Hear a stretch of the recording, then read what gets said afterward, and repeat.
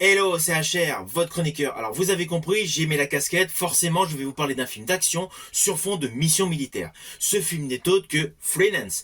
Avant d'aller plus loin, n'oublie pas, pense à liker, pense à partager. Let's go! ¡Vámonos!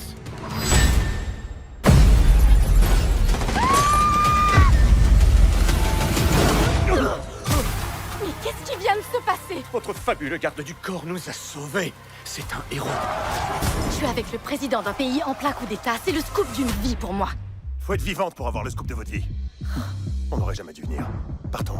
On peut pas l'abandonner. Courez! Courez!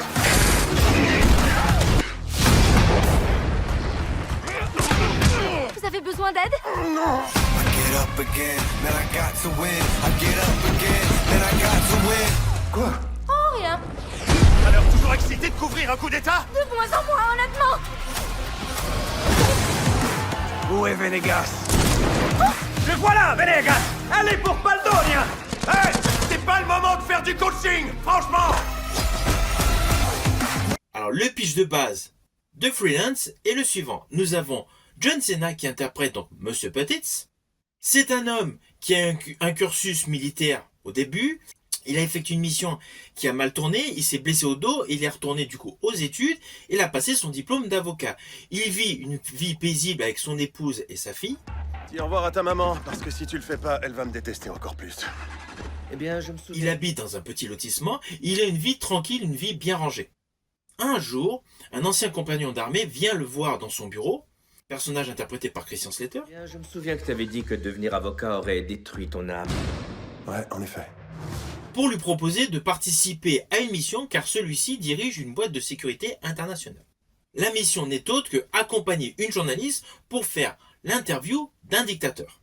Dictateur qui justement avait causé la mort d'une partie de l'unité du personnage de John Cena des années auparavant, là où il s'est blessé le dos. Voilà, vous avez compris, c'est le pitch de base. Ne vous inquiétez pas, je n'irai pas plus loin, vous me connaissez, c'est mon habitude. Néanmoins, à la fin de cette vidéo, je ferai un petit spoil, mais concernant plus une technique de réalisation, un détail scénaristique, mais sur plan visuel. Je préfère bien évidemment que vous découvrez par vous-même ce film disponible sur Prime Video. Alors je vous le dis d'entrée de jeu, c'est un film d'action hyper fun. On est vraiment dans l'ambiance des années 80-90.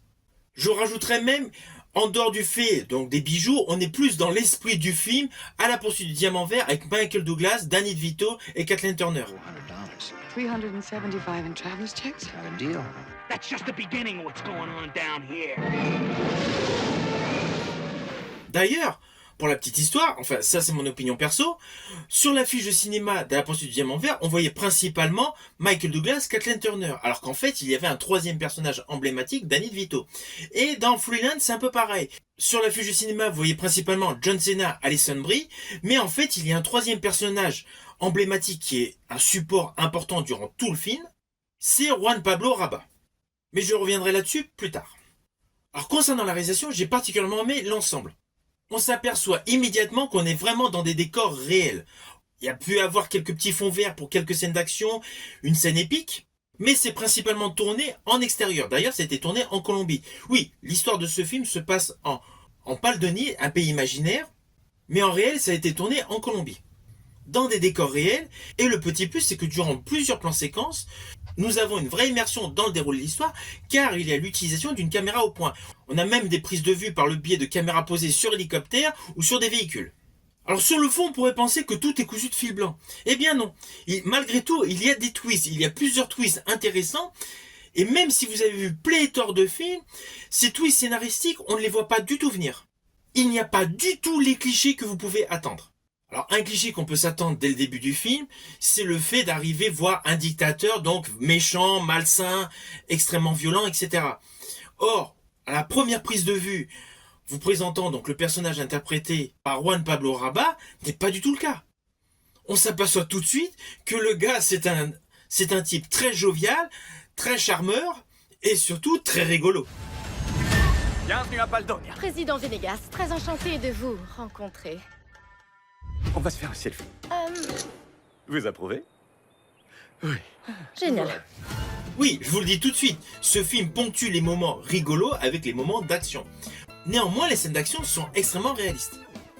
Alors vous allez me dire, c'est assez logique, le réalisateur n'est autre que Pierre Morel qui avait réalisé jadis Taken. I don't know who you are. I don't know what you want. If you are looking for ransom. En ce qui me concerne, dans la filmographie de Pierre Morel, j'ai particulièrement aimé Gunman avec Sean Penn. Keep your eyes open, my friend. It's the ones who aren't after you that do you in the end. Et Peppermint avec Jennifer Garner. Ce que je veux, c'est que justice soit rendue. Trouvez-la, j'en ai rien à foutre, même si vous devez brûler la ville entière pour ça. Alors dans le rôle titre de ce film, nous avons le monolithique John Cena. Mais là, dans ce film, malgré tout, il présente différentes facettes amusantes de son jeu, avec un côté très sérieux au moment des scènes d'action et surtout les moments de tristesse par rapport au fait qu'il est malheureux au tout début du film, dans sa manière de vivre, dans sa vie qui est trop sédentaire. John Cena, que j'ai particulièrement aimé jadis dans le film The Marine. Ainsi que dans 12 Rounds.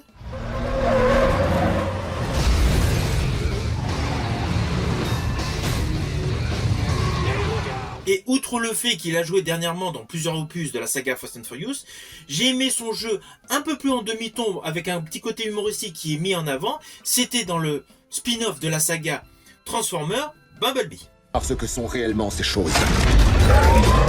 Alors concernant Alison Brie, je l'ai vraiment découvert dans ce film. Je l'avais vu auparavant uniquement en petit rôle dans Scream 4 et Pentagon Papers. Mais son jeu est bon, il est en parfaite adéquation avec les différentes lignes scénaristiques, et il y a une véritable alchimie entre son personnage, son rôle, avec celui de John Cena. À cela s'ajoute la performance de Juan Pablo Raba, qui est excellente. J'ai particulièrement aimé d'ailleurs une scène où au final on apprend qu'il a un costume par balle. Il a une élégance, une classe, un flegme, mais indéniable. Bienvenue à Baldon. Le jeu de cet acteur est très bon. Je ne l'ai jamais vu au cinéma. Honnêtement, je l'ai découvert dans ce film. Mais son interprétation vaut vraiment le détour. Surtout que son personnage, justement, casse totalement tous les clichés que vous pouvez vous imaginer.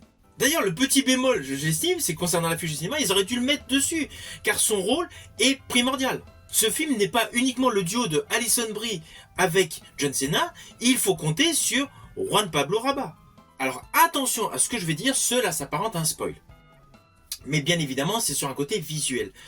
Je pense notamment à la prise d'interview effectuée par le personnage interprété par Alison Brie avec le dictateur donc officiel Juan Pablo Raba, qui est donc interview qui est filmée donc par John Cena.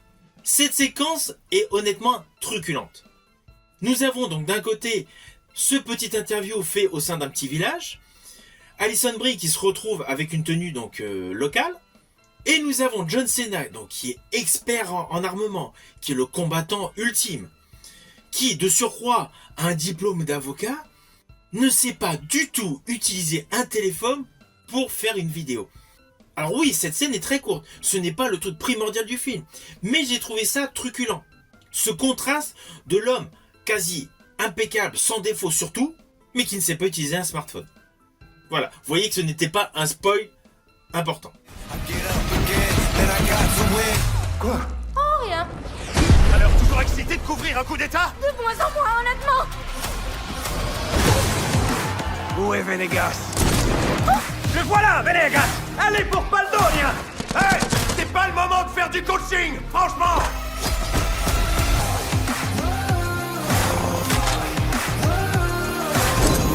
Dites-moi que vous avez filmé ça! Courez! Alors au final, vous avez compris, c'est un film qui vous permet de passer un très bon moment.